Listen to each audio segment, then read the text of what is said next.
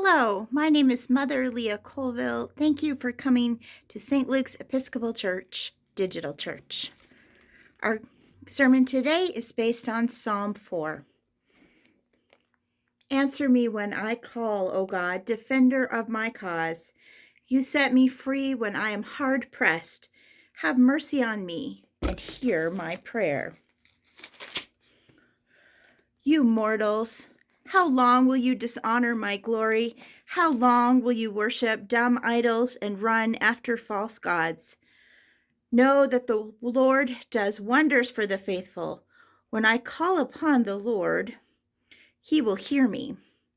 Tremble then and do not sin. Speak to your heart in silence upon your bed. Offer the appointed sacrifices. Put your trust in the Lord.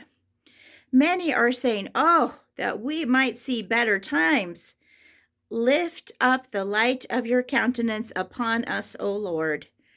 You have put gladness in my heart, more than when grain and wine and oil increase. I lie down in peace, and at once I fall asleep. For only you, Lord, can make me to dwell in safety.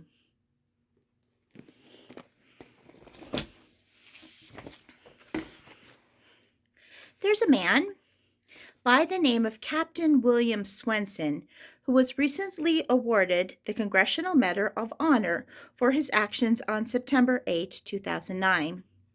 According to Simon Sinek, the author of many famous TED Talks, on that day a column of American and Afghan troops were making their way through part of Afghanistan to help protect a group of government officials. The column came under ambush and was surrounded on 3 sides. And amongst many other things, Captain Swenson was recognized for running into live fire to rescue the wounded and to pull out the dead. One of the people he rescued was a sergeant. He and a comrade were making their way to a medevac helicopter. And the remarkable thing about this day was that by just sheer coincidence, the medevac medics happened to have a GoPro camera on his helmet, and he captured the whole scene on camera. It shows Captain Swenson and his comrade bringing the wounded soldier who had received a gunshot. They put him in the helicopter, and then you see Captain Swenson bend over and give him a kiss before he turns to rescue more soldiers. Our psalm today says, "Only in God can we live in safety." We are in God, but we feel so unsafe sometimes. COVID, scary. Shootings, scary. Racism, scary. I could go on and on, but my job is bringing hope. So to do that, I want to get a little academic about the psalm. And if you're down with that, will you please turn your bulletin or your Book of Common Prayer or your Bible to Psalm 4. First, the word psalm means song. We have the lyrics, and multiple tunes will fit the lyrics, but we do have one musical notation, the asterisk. Now, the asterisk is a 3-beat rest. It is not a place to break the psalm, no matter how many times you've heard it done that way.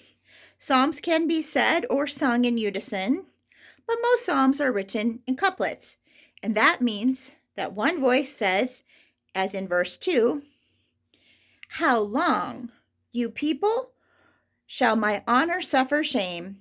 And the next voice amplifies the idea in the same way that your neighbor says, that's right. "How long will you love vain words and seek after lies?" Now, most psalms are written in couplets so that they can be said on either side of the church, with male and female voices, or with the lector and the people. In monasteries, convents, and some schools, the pews face each other so that you can read the psalm to your friend across the aisle, and that makes the psalms much more personal. Many psalms start with a complaint and end in praise and thanksgiving. So enough generalizations about the psalms. Let's do a line-by-line study since there are only 8 lines. Answer me is the opening line in 11 Psalms. And the psalmist trusts God because God is powerful enough to make things right, and then gives an example. You helped me out of a tight spot. Just like Captain William Swenson. Line 2. How long is the beginning of many complaints in the Psalms. Now most of the nation is watching the trial of former police officer Derek Chauvin. And I thought it might be wise to take a look at what the psalmist has to say about what to expect in court. The psalmist sues himself or herself in the verse 3, saying, "The Lord hears when I call to him." And then the psalmist offers some advice to anyone who is going to court in verses 4 and 5. When you are disturbed, be quiet, or you might sin. And this is true for his or her legal opponents too. And it is practical advice to stay quiet when you are angry or scared, but it could also be translated this way. Be quieted or be calmed by God when others attack your reputation. Right sacrifices in this case are not ritual sacrifices for sin, but to offer one's whole heart to God or one's whole trust. Wholeheartedness is how to be calm in the face of attack.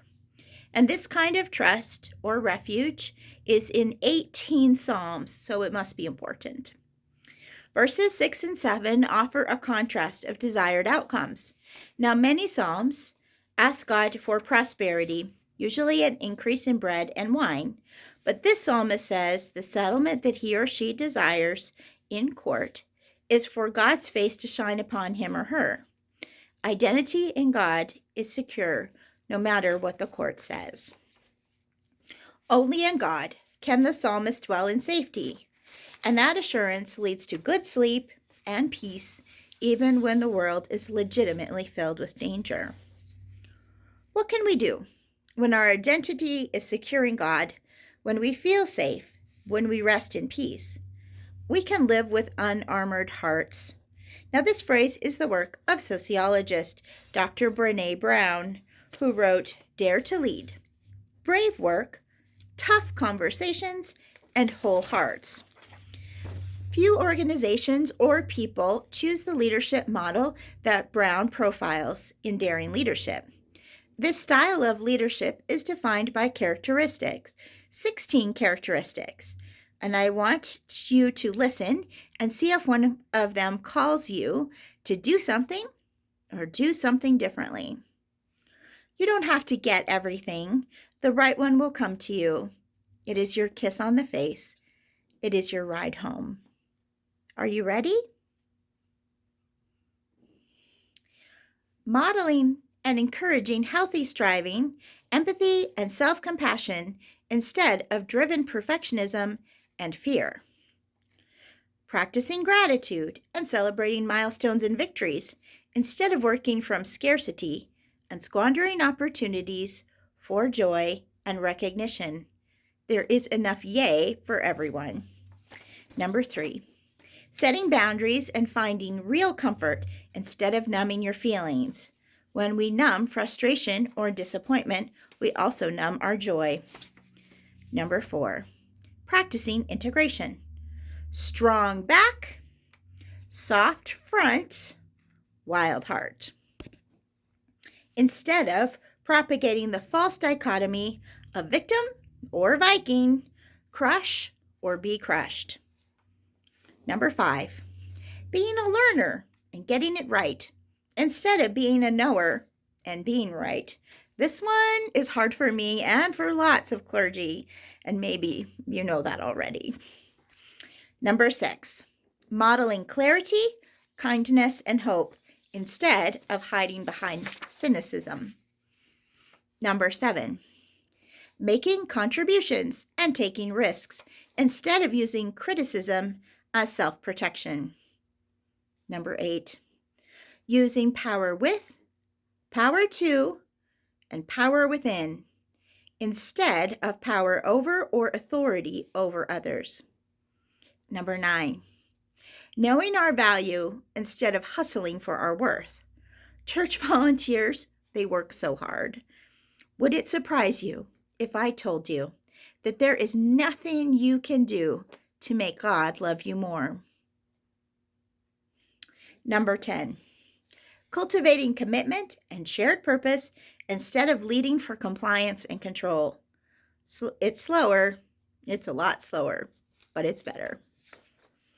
Number 11, acknowledging, naming, and normalizing collective fear and uncertainty instead of weaponizing fear and uncertainty.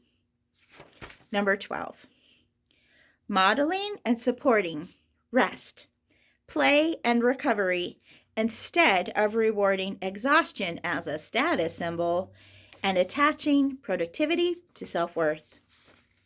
Number 13, cultivating a culture of belonging, inclusivity, and diverse perspectives instead of tolerating discrimination, echo chambers, and a fitting in culture. Number 14, giving gold stars instead of collecting gold stars. Number 15, straight talking and taking deliberate action instead of zigzagging and avoiding. Number 16, leading from the unarmored heart instead of leading from a fear of hurt. Now, Brown is an Episcopalian, and I think there must be a rubric that clergy quote her at least once a year. She gets her unarmored heart language from our confession. We have not loved you with our whole heart. Her idea for wholehearted living embraces the idea that only in God can we live in safety. And this is the kind of leadership that I pray to embody and to encourage. I will fail, and so will you. But our identity in God is secure no matter what. We have to try. Who would we be if we didn't?